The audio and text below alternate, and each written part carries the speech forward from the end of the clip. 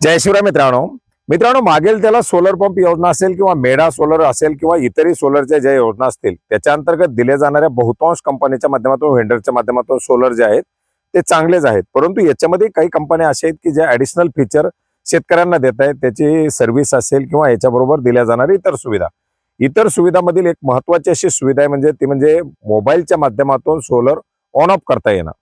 मित्रांनो, आपण हा पाहत आहोत जीके एनर्जीचा पंप आहे। 3 HP, 5 HP, 7.5 HP आपल्याकडे 3 HP आहे।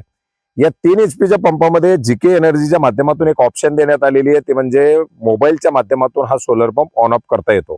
तुम्ही जिथे कुठे असाल तिथून ऑन ऑफ करता येते। आता याच्यामध्ये नवीन ऍडिशनल एवढे फीचर्स टाकण्यात आलेले, त्याच्यामध्ये अॅनालिटिक्स आलंय किंवा सेल्यूड आपण करू शकतो, मोटर कधी चालू करायची, डिव्हाइस बद्दलची माहिती, हे सगळे या ठिकाणी। आणि याच्यामध्ये कंट्रोलच्या माध्यमातून आपण हा सोलर पंप जो आहे तो चालू बंद करू शकतो। आता आपण पाहू शकता, तुम्ही स्क्रीन पाहू शकत असाल। त्याच्यामध्ये आपण स्टार्ट मोटरवरती क्लिक करणार आहोत। स्टार्ट मोटरवरती क्लिक केल्यानंतर आपण पाहू शकता ही आपली मोटर जी आहे ती ऑन होते। आपण जिथं कुठं असो ब्लूटूथचे कनेक्ट होते आणि इंटरनेटच्या माध्यमातून सुद्धा हा सोलर पंप या ठिकाणी स्टार्ट होतोय।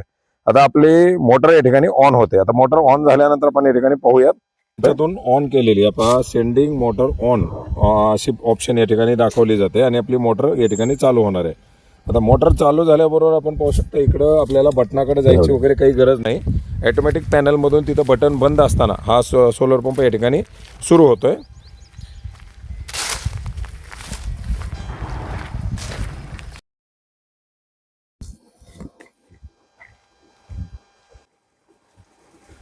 आपण पाहू शकता ही आपली आता मोटर चालू झालेली आहे, पाणी फेक होते।